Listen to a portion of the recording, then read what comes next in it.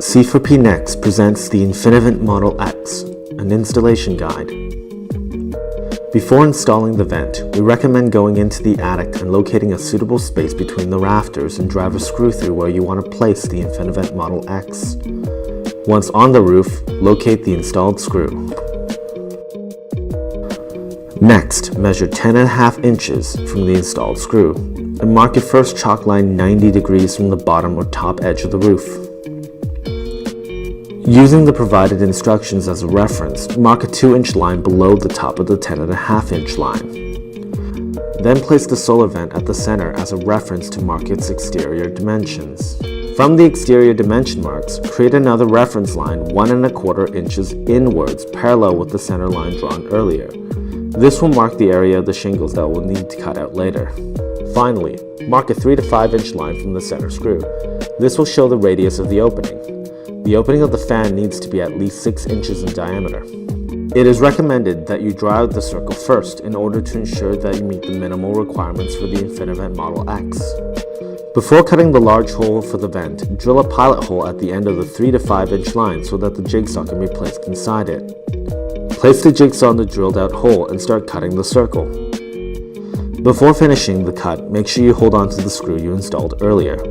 This will ensure that the cutout portion won't fall into the attic, potentially causing damage to the ducting or drywall below. Next, using a utility knife, cut up the shingles using the chalk lines you drew in the previous steps. When cutting the shingles, make sure that you're using gloves and a utility knife sharp enough to go through it. It is important not to rush the step because the cleaner the cut, the easier it is to ensure that there will be no gaps.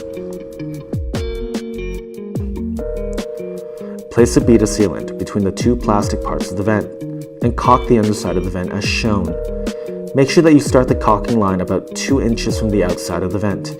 This will give you an edge to hold on to without touching the sealant during the installation.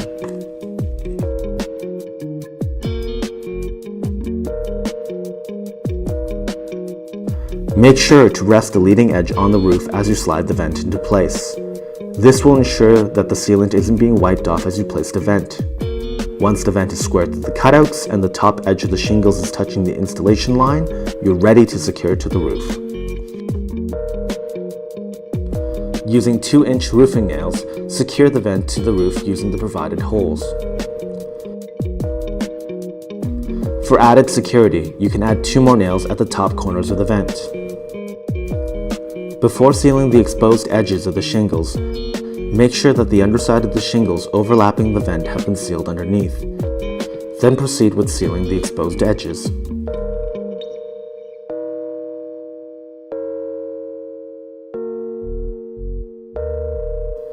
For more information and details, visit www.c4pnext.com.